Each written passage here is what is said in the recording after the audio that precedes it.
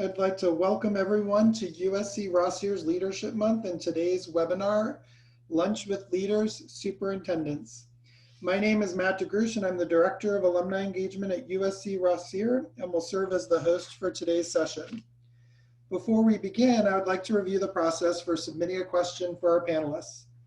You can type your question into the Q&A box that can be accessed by clicking on the Q&A icon located at the bottom of your screen.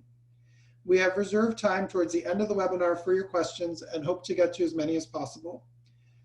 We also received a number of questions submitted via the registration form and have incorporated many of them into the structured part of our Q&A, which will be at the beginning of the session. If you're planning to share your experience at today's session on social media, we encourage you to include the Leadership Month hashtag #RossierLeads, which appears at the top of the screen.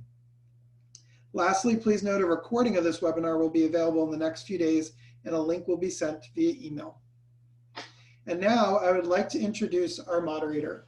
Dr. Rudy Castruita earned his EdD from USC Rossier in 1982 and currently serves as Professor of Clinical Education and the Irving R. and Virginia Archer Melbo Chair in Education Administration at USC Rossier.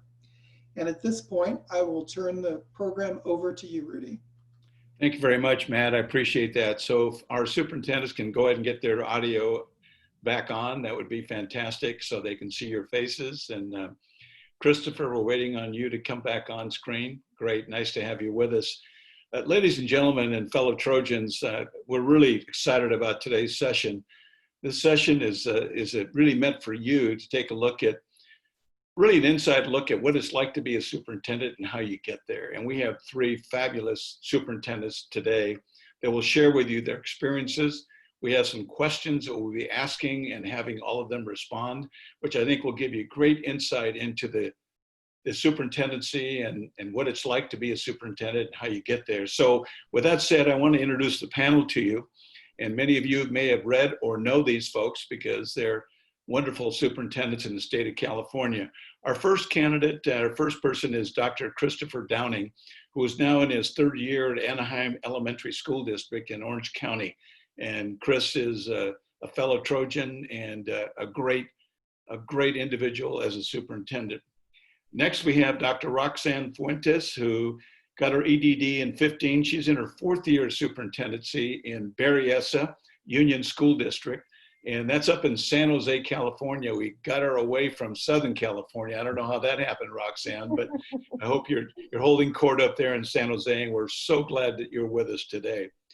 And our third candidate and third individual superintendent is Dr. Maria Martinez-Poullin, who is in her third year as superintendent in Whittier City School District. And I'm really excited about having these three individuals because they bring a wealth of experience and expertise in the role of the superintendent. So with that said, I'd like to get started and I'll ask the first question and we'll have Roxanne lead us off doing this, but I would like each of you to share with your professional and personal journey of becoming a superintendent. And why did you aspire to become a superintendent? I really think you must have hit your head somewhere to be a superintendent, but we'll want to find out why you wanted to be aspired as superintendent. And what action best prepared you for getting hired as a superintendent? So those three-part questions, and we'll start with you, Roxanne, and we'd encourage Chris and Maria to jump in as well. Sure. Well, thank you. It's so great to be here with everyone. It's quite an honor to be here. I was sharing earlier that many times I was like you, sitting out in the audience, listening to the superintendents at this very session and, trying to get inspired and learn from their paths. And so it's quite an honor to be on this side now and to be able to give a little bit back to our Trojan family. I do want to just share that my path, I've been in education for about 25 years and I'm a big believer in, taking different steps for preparation to that next level position.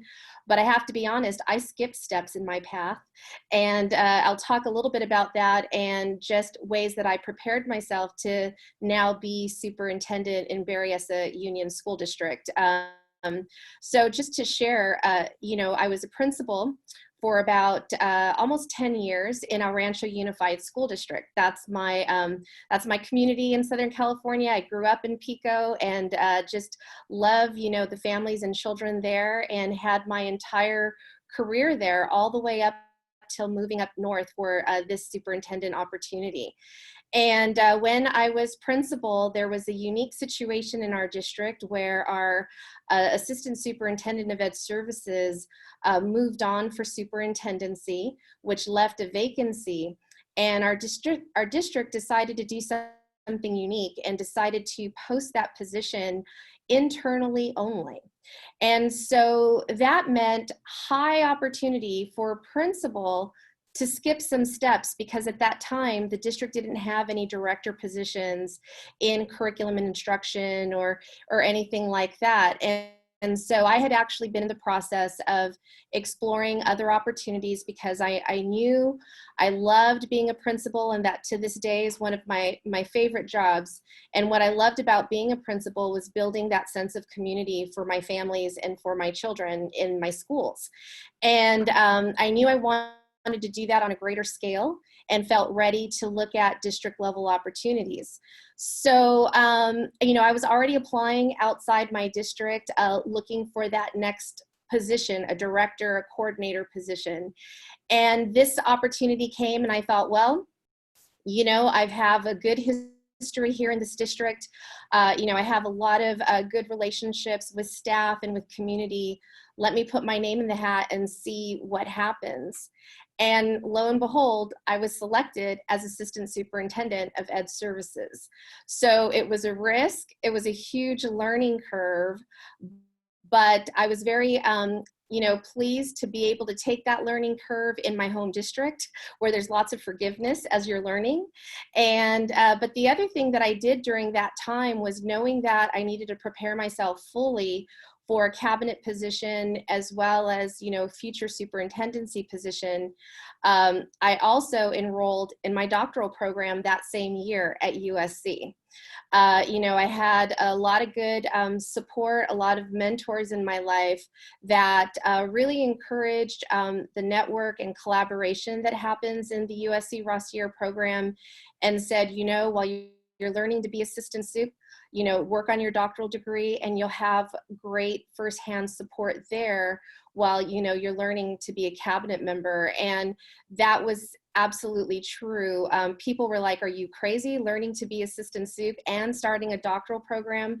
But it was a blessing in disguise, because the friendships and the mentorship I received from the professors in my program remain to this day, and as superintendent are all folks that I call on all the time for support in different areas.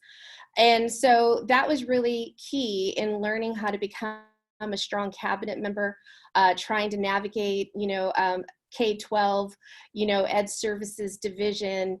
And I had a great time establishing myself in that role while, working on my doctoral program. And as you become a cabinet member, working closely with your superintendent and board members, you start to see different facets of the district and operations, but also you begin to get a window glimpse of the impact that you can make as the superintendent and what that leadership role can do. And as I mentioned previously, I enjoyed being a principal because of that sense of community I could build at my school site. That's my passion as superintendent, and knowing that I can have an impact community-wide in this role, for children all across Berryessa. I love being able to know that as I work with teachers, work with my cabinet, that we're making a difference for the families that we serve. And that's definitely what took me into wanting to get ready to be a superintendent. So along with my doctoral program, as I neared the end, because I graduated in 2015, then I started doing the various academies that people will do to become superintendent. And I always get teased because I've done just about every academy for superintendency under the sun. So I've done Access Superintendent Academy. I've done ALAS's Superintendent's Leadership Academy, which was fantastic opportunity for me. And even in my first year as superintendent, I went back to USC and did USC's AASA Urban Superintendents Leadership Academy, and got to have great mentorship by Dr. Cash, who many of you may know. He was my first year coach as superintendent and really helped me have a successful first year, up here in San Jose. New home for me, new community. But I also have to add, if you want to be superintendency, you aspire for that position, keep your eyes open, because you never know where your fit is going to be.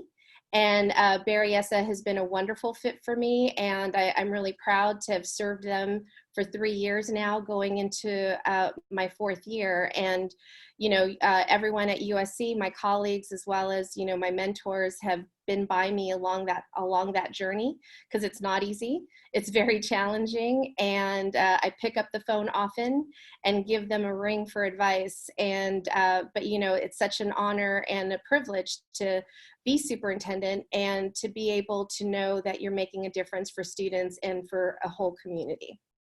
Thanks, Roxanne. Appreciate those words of wisdom. Maybe Chris, you can jump in and talk a little bit about your experience, and then we'll have Maria, if she has anything to add to that, would be great. So Chris, go ahead. Thank you, and good afternoon, everyone. So this is my 32nd year in education, and I spent the first 30 in the Los Angeles Unified School District, or 29, I should say. During that time, I served as a principal, but also had some diverse experiences within the federal programs branch, as well as being the administrator of the Parent Community Services branch, responsible for parent engagement across LAUSD. That really prepared me to work with stakeholders on an entirely different level. And at that time, I sought positions in local districts, one being a director in charge of several schools in South Los Angeles, historically underserved schools that really were lacking some of the access and equity that all of our students deserve. Following that, I had the unique opportunity to be a local district superintendent within the Los Angeles Unified School District, responsible for approximately 147 schools and about 88,000 students. During this time and early on in my local district superintendency, I entered the USC doctoral program, where I had exposure to people like Dr. C and Dr. Cash and so many other outstanding professors. And that allowed me to actually start to explore opportunities that existed outside of Los Angeles Unified School District. I would say to everyone, even if you grow up within a district, sometimes to have the opportunity to lead an entire district, you may have to look around. You may have to find, where is that opportunity? So this is my 3rd year now as the proud superintendent of the Anaheim Elementary School District. This district is located in Orange County, and we are the largest elementary district in Orange County and the 2nd largest elementary district in the state of California. So it's through these various opportunities within LSD that I built the confidence to seek a position outside of the district. I would also say to everyone, volunteer as much as possible. It doesn't have to always entail an actual position. So in addition to many of the positions, I participated in associations, did presentations, just was a fly on the wall at various meetings. So it's all about not only building your resume, but building a wealth of different experiences that are going to prepare you to lead a district. And I would say to all of you, this is probably the most difficult time that education has faced. We all understand that. But along with that, it's an opportunity for us to truly help our students, help our families, keep our staff safe. And I would say that the opportunity will be there. The question is, are you willing to step outside of your comfort zone? And are you willing to make a sacrifice? These positions, believe me, while there are so many positives, they become your life in many ways. So it is a commitment, it is a sacrifice, but I know that as part of the USC family, you have that support. So I just want to say that in my 3 years serving as a superintendent, I've talked to Dr. C. He's checked in on me. I've talked to Dr. Cash. I've talked to some of the other professors, as well as the cohort of professionals that I graduated with. So there's nothing like the USC family. And I'm so proud to be a participant in today's panel. As Roxanne said, having sat in the audience and now to be on the other side, I know that this is an important event, and I'm just glad that we are still able to move forward virtually. And again, thank you all for joining us today. Thank you, Chris. Appreciate those comments. Maria, you want to jump in and add some of your background and your journey to the superintendency? Yes, absolutely. Thank you for that, Dr. Castruita. I'd like to add that my journey was a little different. In the process of 30 years of experience as a teacher, principal at the elementary and at the secondary, I also raised 3 kids. So my children are 30, 20, and 21. And so my pathway was really lined up with making sure they were out of high school. And so as I started the doctorate in 2014, I had the opportunity, I was asked by my superintendent to come up to the district office. And I remember saying to her, but I just started the doctoral program. I was really hoping to finish and then come up and take more responsibility. And she said, oh no, young lady, you are coming up to the district office middle of the year. We need you now. And I trusted her, and I believed in the district, and I believed in what we were doing at the district level, and I wanted to support. And so I came up to the district office as an executive director and then as an assistant superintendent. And she said to me, she said, you know, Maria, I don't say this often, but you have what it takes to be a superintendent, and I'm going to help you. And that has been my pathway in everything I've ever done in education. It has been one person, one mentor, one individual who has said, you have what it takes to take on more leadership, whether it was coming out of the classroom to be a coach, to be a principal, to be something else. It was really that one person who said, take on more, do more, you have the potential. And I think we all need that. And with USC, it was part of the professors, it was everybody from Dr. C, who took on my topic for the dissertation. It was really being a part of a network. And I think that's what makes the school, that's what makes the program special. And I recall, like my colleagues here, attending the leadership conference. And I have to say something that I think is timely and appropriate, that at the time, a lot of the panelists did not really look like us. They did not really have a diverse background to them, but it says a lot about the change in education and the superintendency that we look like our students in California. It says a lot that we have women on this panel, and quite often in 2014, I didn't see a lot of women and I saw a lot of men, and I wondered, was there room in the superintendency for women to be superintendents, for Latina women, for Mexican women, for women who I thought had a different pathway, who were moms, who had children who were 25 and older. And so I wasn't sure if I fit that mold. And it was through that mentorship, it was through that through that support system. And I think that's what USC does. It says there is room for all stories. There is room for a voice that is divergent, and there is a pathway for all of us. And I think that's important for us to say, that public education has that potential to change trajectories, to change communities, and that's what we offer. And that conference that I attended inspired me to see myself there. It inspired me to thank the mentors that I had. And I will never forget Diane Scherhorn. Here she was, a woman from Michigan who had retired in Michigan as a superintendent. She came out to California and she said, do it. See yourself in that role. Dr. Castruita, everyone at USC who said, see yourself in that role and move towards it.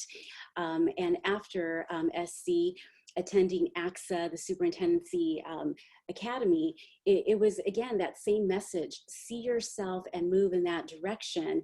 And you know, it wasn't too long after that I was able to move into the superintendency and landed just in an amazing community with great families who want great things for their children and who want that same possibility that I had for their kids, and who want all children, ELs, foster youth, homeless youth, who want all those possibilities made available for them.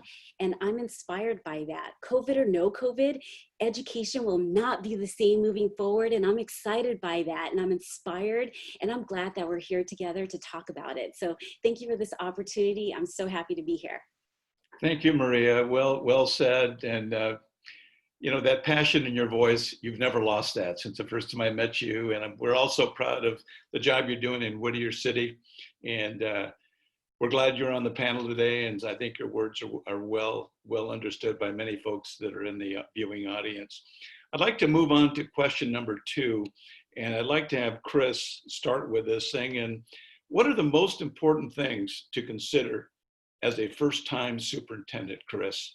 I remember seeing you for the first time coming in with your suit from LA Unified, sitting outside my office, and I'm saying, what is this guy up to? So what's the first thing you should consider as the first-time superintendent? Well, I think part of the process, and my colleagues have talked about the importance of mentors. So part of it is talking to your mentors before you actually begin in the district. The USC family contains so many great mentors. I didn't mention Dr. Escalante, who was my dissertation chair. And I can remember talking to him and Dr. C and George McKenna in the Los Angeles Unified School District, and Dr. Vladovic as well, former superintendents. And I think once you are prepared to begin the superintendency, it is critical that as a new superintendent, you talk to key leaders within the district. And leaders are not always your cabinet, but they are people who others follow. And that will include not only staff, but community leaders, your board members. And another important part is talking with your board consistently. Always communicate with your board. As part of my initial process, not only was I talking to key leaders, but I asked the board members, who are 3 leaders you would recommend that I talk to so that I can better understand the district? It's important that as you speak with people, you get an understanding of their perception of what's working in the district and what's not. Again, if something is being successful, you don't want to come in as the person who changed it. So you have to get a good feel for actually how is the district progressing before you assume control of it. Again, it's also important that as you begin to talk to these key leaders and you meet with stakeholder groups, that a vision starts to form. And it can't just be your vision. I have a saying I'm fond of. If you're the only person with the vision, it might be an hallucination.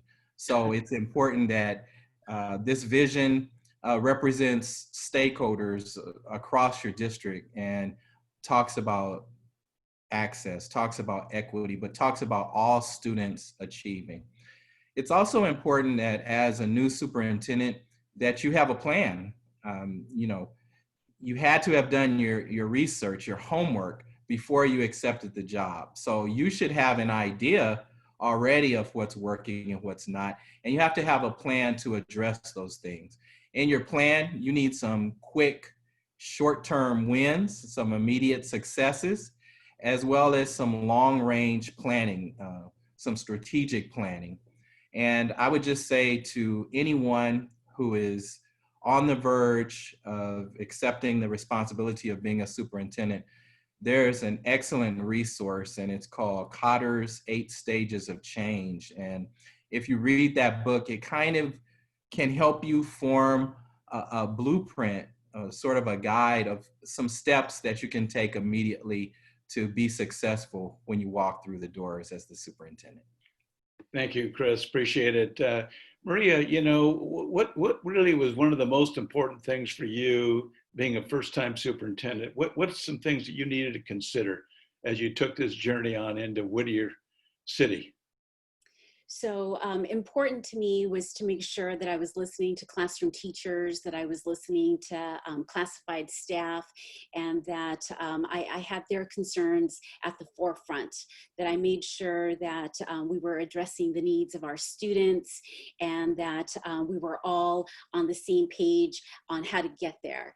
And so for me, it was about making sure that I brought those concerns to the board, and that we were working together as a cohesive team.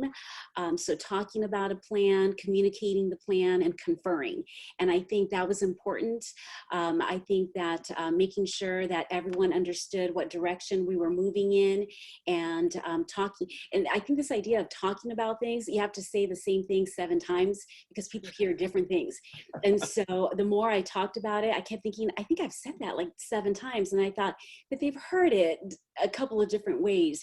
And so communicating and hearing their concerns. I think that first year, because I'm not from Whittier, I needed to meet people and let them know that I care, that I'm interested. I think early on people were interested in who I was, and they were interested in what I cared about. And so I started early on to say I wanted to meet 100 people in 100 days. And I wanted to attend events and to stay for the whole event so that I could build relationships and build trusting relationships so that they could say, she really does care. She doesn't just show up for the first 15 minutes and then steps out.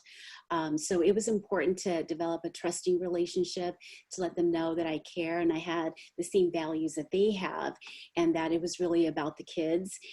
So everything that I've done has been to establish that relationship, to let them know what we're about, and that I don't want to change them. I want to help them. I want to support them. I want to nurture them. And so that's really been key to me in that first year. Thank you. Thank you, Maria. Thank you very much. Roxanne, you want to add anything to that? Yeah, I think both Chris and Maria said things I would echo. I think visibility is key in that first year, especially, you know, like Maria, I transitioned into a whole new community, a whole different part of the state. So there was a lot of learning to do. And when you're not a local, people are also watching to see what is your investment in their community. Are you here for the long haul?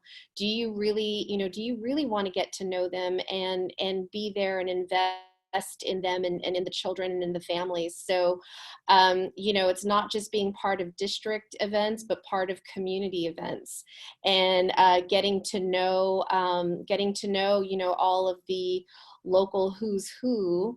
And I think Chris mentioned, asking your board members, who are those key leaders, not just in the district, but in the community that you should be connecting with and getting to know. So I think those parts are really critical in building those relationships and developing trust in your community. The other thing is, the whole first year, as you're listening and observing, there is work to do.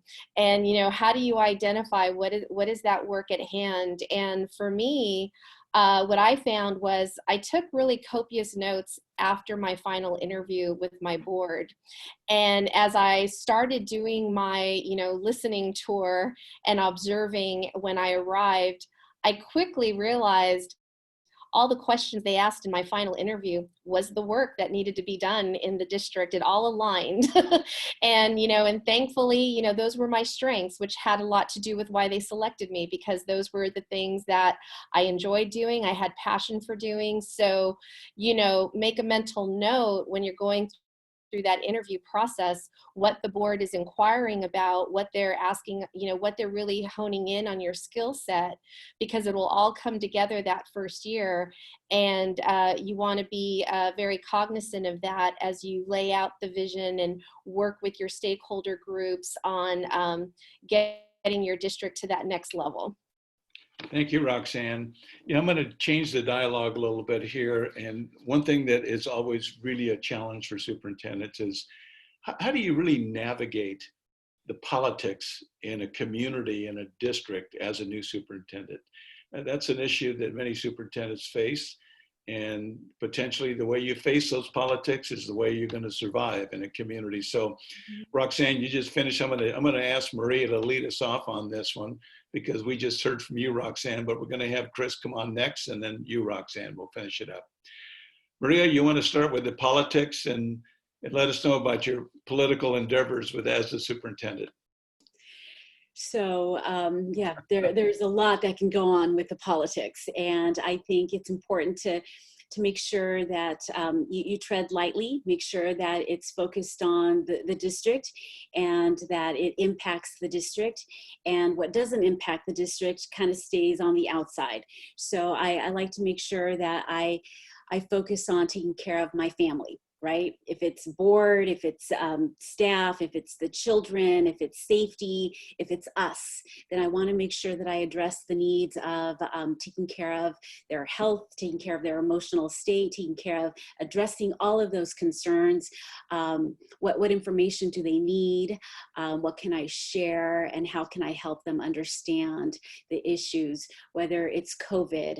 How can we open up our schools? So a good example would be the issues with safety concerns. There's a lot of issues out there. There's a lot of concern. And so I thought the best way to do it was to have a town hall. And I thought, let me give them a platform so that they can share those concerns with me and I can hear them. Did I expect it to be 4 hours? No, but I thought it gave them an opportunity to share those concerns. And so I think navigating that opportunity for them to share those concerns and to be transparent and to give them a voice is important. But I think it's important to say there are some things that I can handle and are part of the district issues. And there are some things that are a part of the community that maybe need to stay within the community, and they need to live in the community. And we need to allow for that. I work with the board to say, how can we move forward? How can we address them? Who do I need to talk to? And what are some topics that we need to address together? With our union, our partnership is very important in making sure that we are transparent, that we are honest is key. And so addressing those concerns and saying, maybe we need to create a task force that is representative of all stakeholders is a good way to address it and move forward. But I think, again, going back to that communication, it's critical, and making sure that everyone has an opportunity to voice those concerns.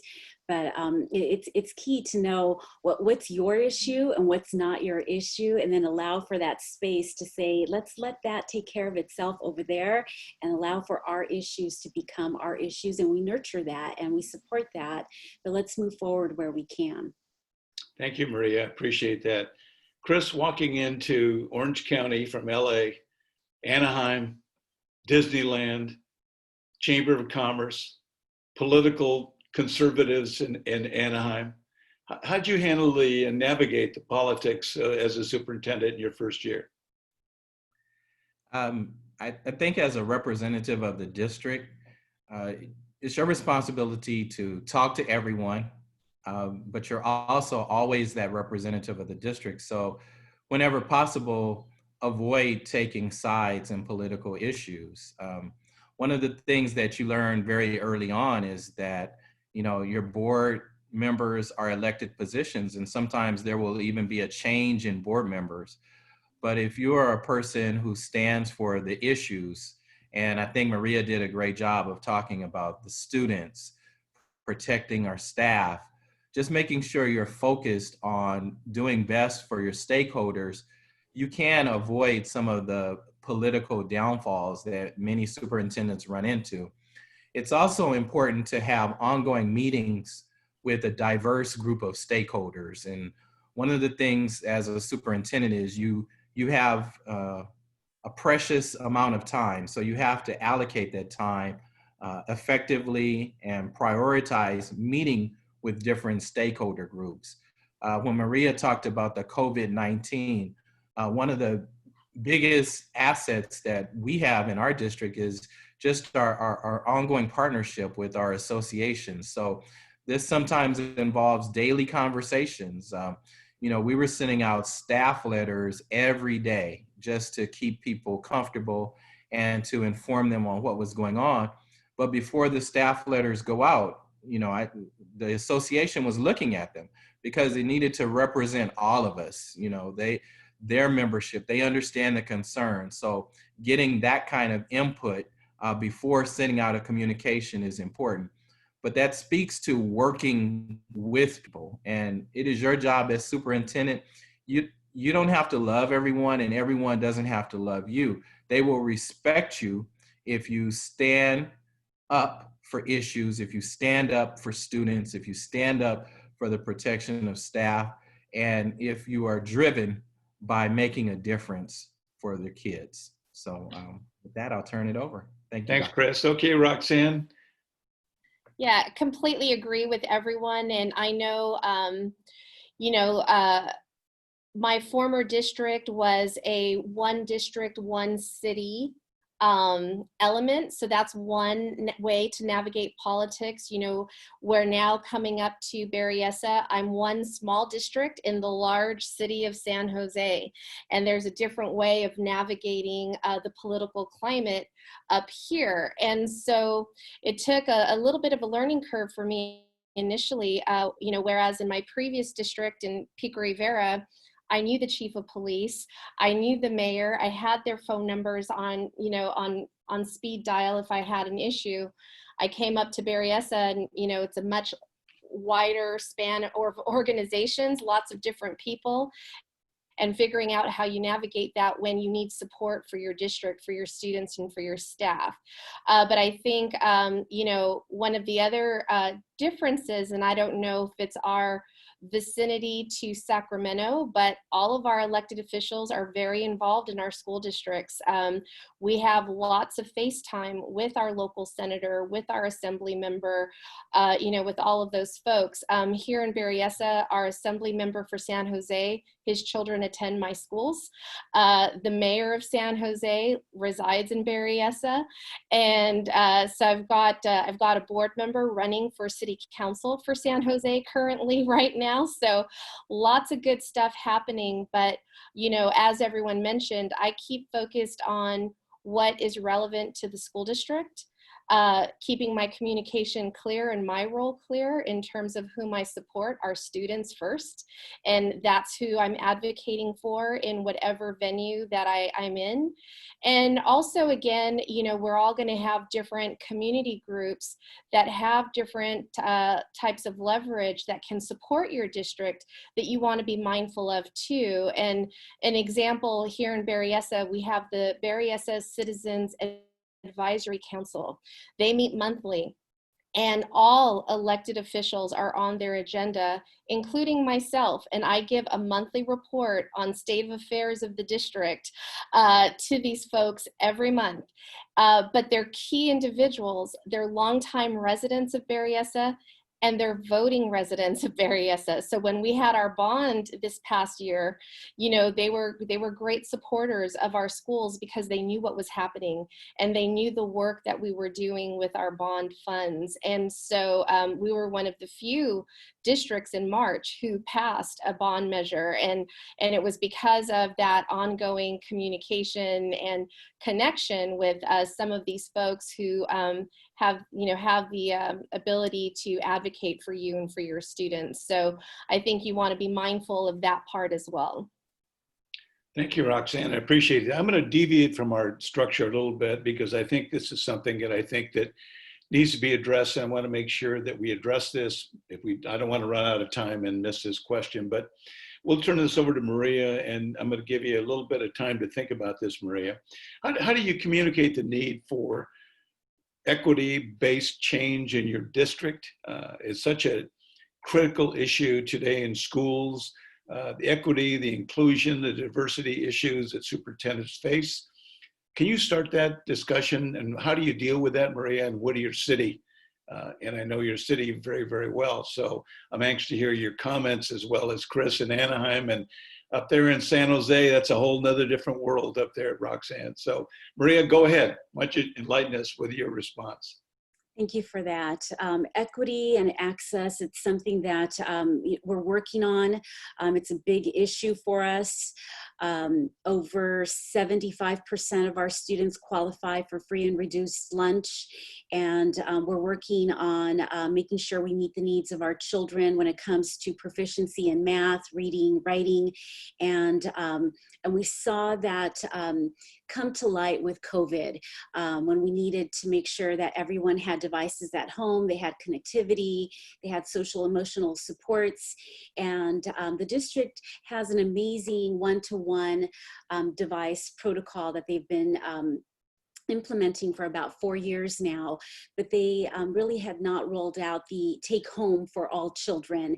And so with COVID, when we really had to implement distance learning, we did a phenomenal job at getting devices to the families that needed it, and making sure that connectivity was there and available, the grab and go meals. But I feel that we could do more, and we should be doing more for our families. I think it's also important for us to address the issue of cultural proficiency, and to make sure that while the families in Whittier that we serve, and Whittier is interesting because we have about 7 little districts that make up Whittier. So we have Whittier City, we have East Whittier, and we have Los Nietos and Little Lake, and then we all feed into Whittier Union. And so for us, it's important to note that we only have about 18% that are ELs. And so the majority of our families have been in Whittier for a long time, for generations. And so for us, it's important that our families know their culture, they understand their heritage, that they understand the greater scope of who they are and what they bring. And so I've heard a great interest from our board and from the families that they want a greater focus on that. And so part of our reopening our doors and reimagining school in the fall is not just to, one, central focus on health and wellness, starting with safety and social emotional supports, but to also look at cultural proficiency and to make sure that everyone has that opportunity to say, in California, it's all about inclusivity. Not only does it start with the social studies and history frameworks, but it's part of who we are. It's within the fabric of California. And so I think that we are just set up for great work for the fall. And I think that our community is excited about it. I think that our teachers and our TOSAs, our principals, our board members are excited about it. And we're going to really center our work around this idea of cultural proficiency, because we want our students to achieve. And we know that we have work to do when it comes to that achievement gap, and we see it as an achievement opportunity.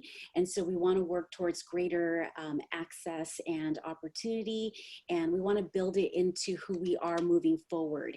And so we talk about it openly. We talk about, we have opportunities for growth, we have opportunities for development, and we have opportunities for people to shine, and for voices to be celebrated, and for heritage to be celebrated. And it should be, it's long overdue. And so that's who we are moving forward in Whittier City. Thank you, Maria. Roxanne, you want to add anything to that before we get to Chris? Just also, every community is unique into itself. As I shared, being up here in San Jose, we have high diversity. You know, Berryessa has, we have 7,000 students that we serve in TK through grade 8. And I have over 48 different languages spoken in my school district. So high diversity, but so in terms of, you know, celebrating that, we absolutely do. And that's one of the things I love about my district, is that our children have this opportunity to engage with so many different cultures on a daily basis. That's fantastic. Where we do have issue though is in economics. Cost of living in the Bay Area is outrageous. You know, our Latino community is moving away because they can't afford to live here. And, you know, and we have a lot of need there. And so very often you will find in our districts in this community being very haves and have-nots, because you've got, I have, you know, roughly 50% of my student population that qualifies for free and reduced lunch.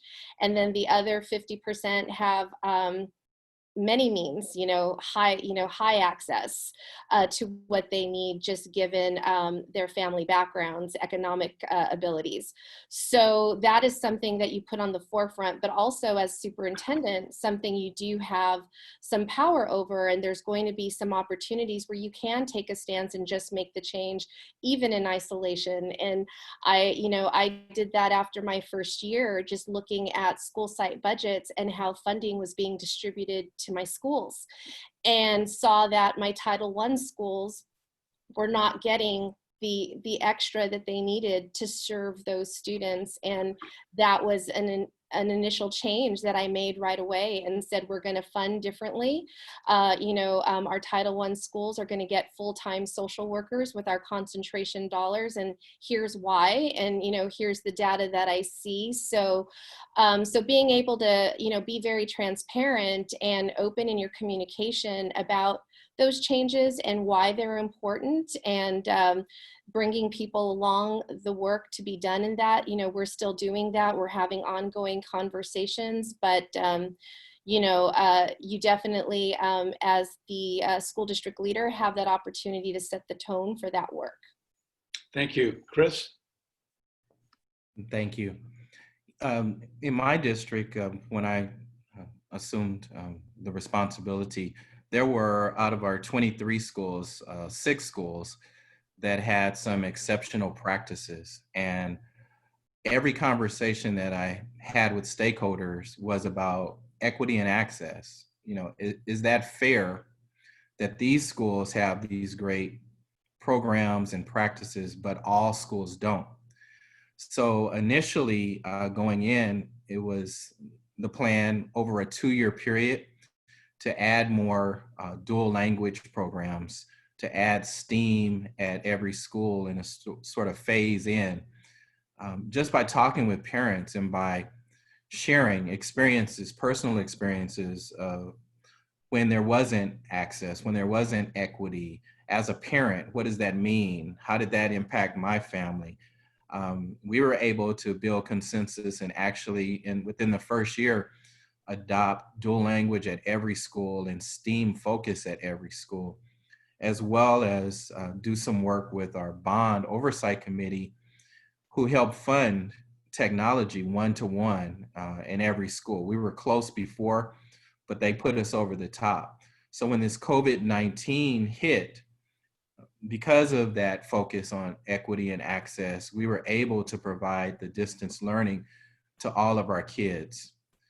Definitely now, with everything that's going on in the world, the focus has to be, and to continue to be, on equity and access, as well as cultural responsiveness by our districts. So I'm heartened by the fact that our Board of Education in the last 4 months passed a resolution on cultural responsiveness and teaching, which will allow me to form a task force to move that work forward, involve all of our stakeholders, as well as a resolution on Black Lives Matter and how important it is to realize the value of every citizen in our great country. So although safety has to be our focus, we have to take this opportunity of what's happening in the world it's a canvas, and we have an opportunity to transform lives and to help our students understand their role in the greater society. So we embrace this as a possibility for everlasting change. I mean, we've tugged at the fabric before, but I think during this time, and I think it was Maria who said it earlier, schools are going to change as we move forward. So for all of us, no matter what our role is within a district, here's our opportunity to help our schools change in a positive way. Thanks, Chris. You know, I think what you're hearing and speaking to the audience right now is these three superintendents, you've got to have courageous conversations when dealing with equity and access, diversity, inclusion. And the time is now for you as superintendents or prospective superintendents to do a self-analysis of, do you have the ability to have those courageous conversations, even though they may not be comfortable? But that needs to happen in order to really move the needle forward to what needs to happen in our schools today. I'm going to ask this question because this is the $1 million question that I think that we need to ask. And Roxanne, I'm going to put you up first, but basically, how do you work with the Board of Education and during this pandemic? I mean, all of us know the Board of Education is the key to your success, but now you couple that with the pandemic. How are you doing that? And we'll start with Roxanne, then we'll get to Maria, and we'll finish it off with Chris. Yeah, I think, keeping your board members updated, extensive communication is really critical. And I do, a lot of ongoing communication with my board members. They get a weekly Friday update that includes, all of the work and logistics that's happening in that week. But now with COVID and everyone sheltering in place, it took away those in-person conversations where we would learn quite a bit from one another. So, picking up the phone often, frequently, letting them know they can call me, encouraging them to call me with any outreach or concerns that they receive, because working under COVID, everything's so dynamic and continually changing. The more aware I am of, any concerns or clarifications that are needed, the better we can support our community and our staff. One thing, though, that I thought, was an interesting learning for me going through the pandemic was many superintendents across the state had their boards do emergency resolutions, which gave superintendents authority to make many, many decisions across district operations during this time. And I had an interesting conversation with one of my board members because it was during the time period where everyone was determining grades during the spring, credit, no credit, what was that going to look like? What was the feedback going to be? And many districts did that through, lots of open communication, but made a lot of those decisions and then took it to board with adjustments in policy. And, and we don't have high schools where that became much more heated conversations. And I was having a talk with one of my board members, and, the board members, up here in Santa Clara County, the board association, they have weekly, every Friday lunches, all the trustees in our area. So they talk often and they share often, what their work is, what they're doing.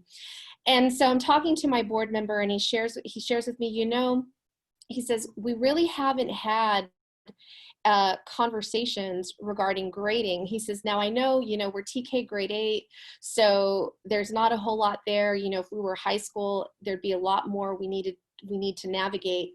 But he says, but other people are having these conversations. And I said, oh, well, certainly, I've provided in my board updates, this committee met, we had this focus group, etc. But I missed it.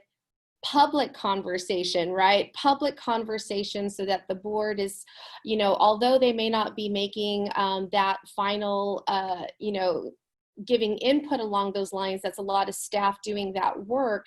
They want to be part of that conversation. And it was a good reminder to me as I was moving forward with all our work as quickly as I could, to be sure and cognizant that I was bringing them into those conversations. And so what I did at that point was every board meeting that we had, I now have, and since then, a standing COVID-19 update discussion, so that, you know, whatever the work is that we're doing, even though they're getting it in their updates or hearing it from me first by phone, it gives them that public opportunity to also have input and discussion. You know, that was initially an oversight of mine as I was, you know, just trying to do the work and prepare and get everything launched that we were having to do. But it was a nice nudge from my trustee, you know, remembering that, yeah, you know what, they're key, and their leadership and support in COVID-19 is critical. And so, you know, and now I welcome their input as we're, you know, finalizing what reopening plans will look like in the fall. Their direction is even more important right now, you know, at this time. So that was a good reminder, and that was a good way to have them be part of that public conversation of how we're supporting staff and community during this time. Thank you, Roxanne. Maria, do you want to weigh in on this one? Yes, thank you for that. I agree that board members need to be central to the conversation. And with COVID, I think early on in March, we had daily conversations. I would send them text messages, emails to keep them in the loop as things were progressing. And I want to say within the first maybe 14 days, it was daily communication. And then we moved towards, again, going towards those weekly updates. But as we started to talk about opening our schools, it became very clear to me that they wanted to be of greater, they wanted to have a greater input. And so in talking about the task force, we had a study session, and they actually were the ones who created the guiding principles for the task force that would be created by stakeholders, and would do a lot of the actual work in creating what that would look like for us. But I think it's important to remember that that in a way, it's the board that's in charge. They're in charge, and they guide, and they set parameters. And when you can communicate that to the community and let them know that you take that direction and you move it forward, you operationalize that, then I think there's a great teamwork to governance. And that's how I set my communication with the district. We are a governance team, board members and superintendent. And that sets us for great teamwork. They're elected, I represent them, I do their work, and I bring everyone together. And I think that was a good way for us to begin to say, this is how we're going to set up the reopening of our schools. It gave them set clear expectations for their role. It gave me set clear expectations for my role moving forward. And then it also set up expectations for stakeholders. Now everyone knows what we do as we're going to move forward. Is the work difficult? It's very difficult because they want to do more. And I wish they could do more, but we have roles and we have expectations, and it's important to communicate and to live within those roles and constantly make sure that everyone is living within those roles and that we're communicating. But I think giving them all the information that we can to help and support them, and then taking their direction, because they live in the community. I don't. I go home and I walk my dogs, and I get that little peace and quiet. I get those 30 minutes They can't do that. They go to the park and someone runs up and says, "Did you hear what the superintendent did?" And so I give them that respect that people elected them. They have that accountability that they can't turn off. I at least get those 30 minutes with my dogs that no one sees me and they don't know who I am. And so I want to make sure that I am respectful of that, of their office, and that we work together as that governance team, and that, again, that we are defining our roles, that we're working together, and that communication is key, and giving them more communication than what they need. So that way, if they show up at a board and they say, one board member says, "She didn't tell me that," 4 will say, "Yes, she did. It was in the board bulletin." That at least gives me a little, whew, I did my homework. And then I always do the follow-up with, you know, that email that says all questions are good questions. Call me on Monday. And then that Monday before the board meeting, I give that little phone call of, "Hey, did you have any questions? I have a question. How about this?" And so that clear balance of checking for understanding and making sure I get input and direction, and that we're all on the same page, because nobody wants to be surprised. Nobody wants to be surprised. It's happened. It's painful. It's not pretty. And we work to resolve our issues, and we work to, you know, develop better relationships. But we're human, and it'll happen, right? But we're working on it. And I think COVID is a great time to say what happens when there's stress in a relationship. And that's what COVID has done, that we get an opportunity to refine that and to work on it, and to say, we're human and we're getting better, and we're polishing it, and we do it all so that we can keep people safe, and we can do better. And I like to think of the Maya Angelou quote, you know, once you know better, you do better. And that's how I live. Once I know better, I do better for the people that I serve. Thank you, Maria. Appreciate that very much. Chris. Yeah, I would just say that, to echo what Roxanne and Maria talked about, communicating with your board frequently is critical. Most districts have a Friday communication. When we passed our resolution, I treated it as something we did, but I still reach out to board members consistently. One of the things that we've done since the dismissal, between March 16th and June 4th, every single day I gave a board update. So they were getting a communication in the morning. They had an opportunity to preview the staff communication that was going to go out later in the day, to ask any questions that they might have.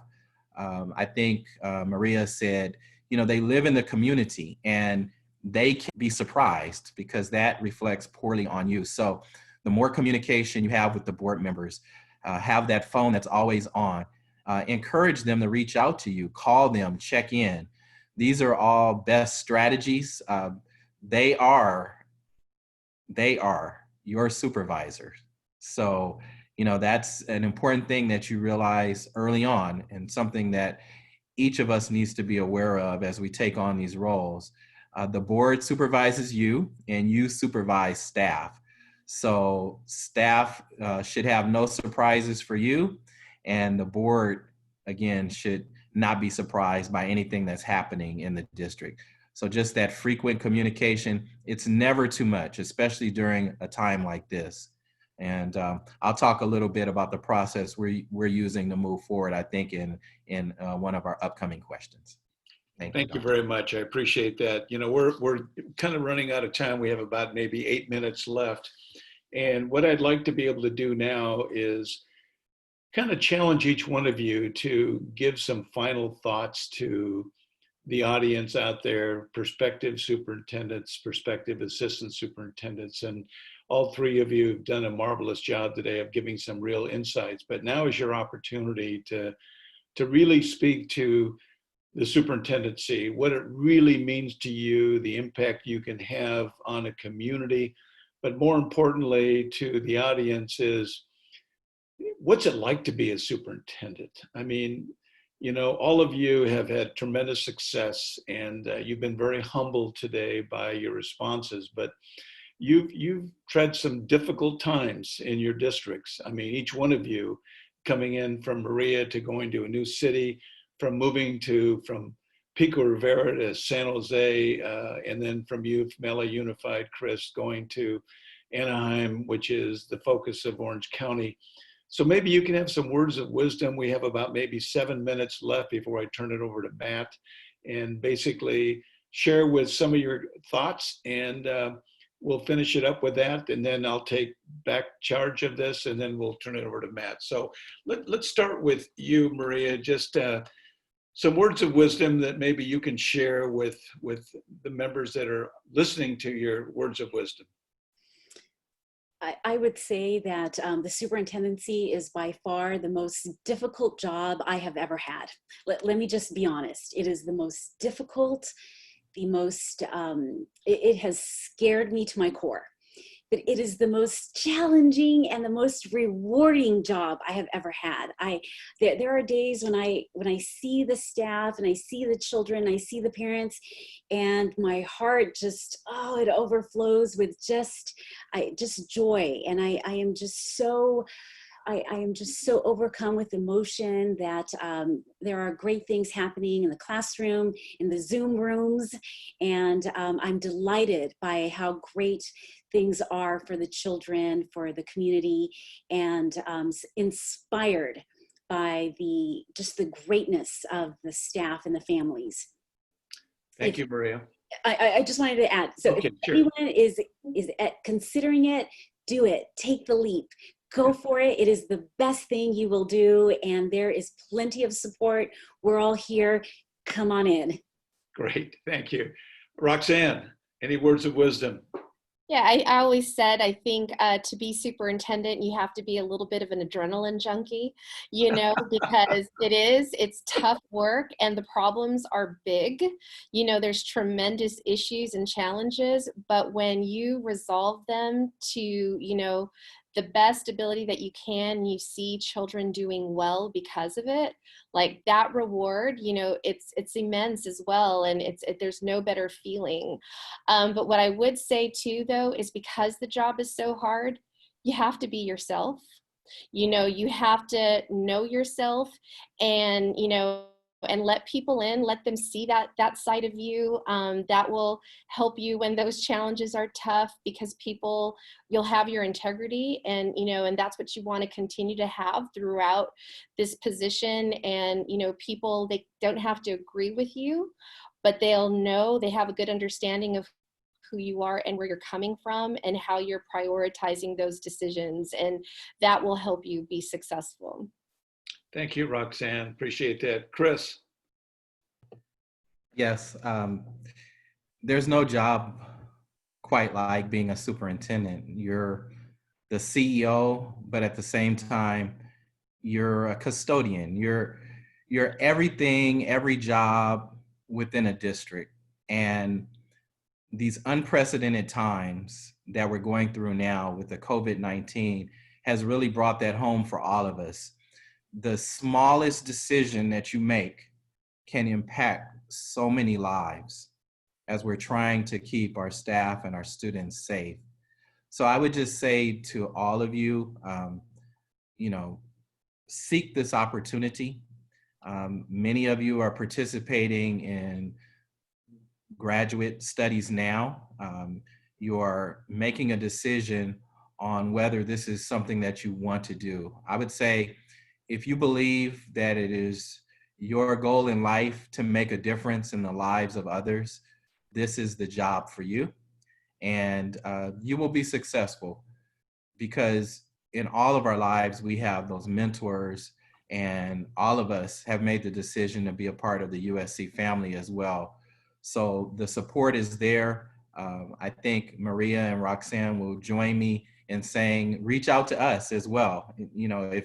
If you are thinking about whether to pursue a position or not, we're part of the USC family. We're available. And I always encourage people, dream the dream. You can do it. You'll be successful, but there's nothing quite like this opportunity if it is your goal in life to make a difference for others. Thank you so very much. I think, all three of you have made some wonderful comments that have reinforced many things that we discussed in that superintendent's class, that some things have stuck with you guys, and it makes me feel so good to be able to hear that. But I tell you what, the people that are watching this webinar today have been so fortunate to hear from three really tremendous leaders with tremendous passion. And, you know, each one of them have really sparked some energy, not only in me, but hopefully in you. And I am so thankful for all three of you to participate today, and I'm honored to be the facilitator. So with that said, I want to keep us on time, Matt, so I'm going to turn this back over to you, and you can kind of wrap things up. And again, thank you to our three panelists.